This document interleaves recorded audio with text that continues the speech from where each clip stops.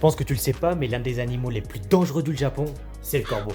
Ces oiseaux peuvent atteindre une envergure d'1,50 m et sont aussi intelligents qu'un enfant de 7 ans. C'est peut-être bientôt l'un de nos plus grands concurrents sur cette planète. Et pour tout vous dire, en ce moment même, ils envahissent les rues japonaises. De 1, à cause de la nourriture. Les corbeaux japonais ont accès à des restes de nourriture partout, dans les poubelles, les parcs et même les combini. Résultat, ils sont tous bien nourris et deviennent énormes. C'est comme si on leur offrait un buffet à volonté tous les jours. Et d'ailleurs, anecdote, pour ceux qui ont déjà vu, c'est pour ça quand c'est le jour des poubelles au Japon, vous pouvez voir de grands filets dessus. Tout ça pour empêcher les corbeaux de les dégommer. 2. L'intelligence. Les corbeaux sont déjà connus pour être parmi les animaux les plus intelligents du règne animal. Mais au Japon, ils ont poussé ça à un autre niveau. Ils utilisent des outils comme des déchets tranchants pour ouvrir les poubelles et les paquets de nourriture encore scellés. Les scientifiques disent qu'ils auraient l'intelligence d'un enfant de 7 ans. Tout ça, les corbeaux le font parce qu'ils apprennent de leurs expériences et des humains à force d'observation. Beaucoup de scientifiques disent que les corbeaux pourraient rivaliser avec nos grands cousins les singes. 3. L'adaptation. Comme je vous l'ai dit, ils observent. En ville, les corbeaux ont appris à vivre avec les humains. Ils savent éviter les voitures, traverser les passages piétons et même voler des objets de valeur, juste parce qu'ils ont compris tout ça en observant. C'est comme s'ils avaient leur propre mode de vie urbain. C'est vraiment de grosses racailles. Mais au Japon, on les laisse un peu faire, parce qu'aussi, c'est dans les traditions et dans la culture japonaise. Les corbeaux sont souvent associés à des divinités et des légendes anciennes. Par exemple, on a le Yatagarasu, un corbeau à 3 pattes qui est symbole de guidance divine. Alors peut-être qu'après de longues années de bons traitements, les corbeaux japonais se sentent un peu spéciaux et supérieurs. Finalement, nous, on peut rien dire et on leur offre sur un plateau notre victimisation. Alors prêt à se battre contre un corbeau géant? Dis-moi en commentaire si t'en as déjà vu un et si tu t'es fait racketter par lui. Et like si tu veux plus de vidéos sur les curiosités japonaises.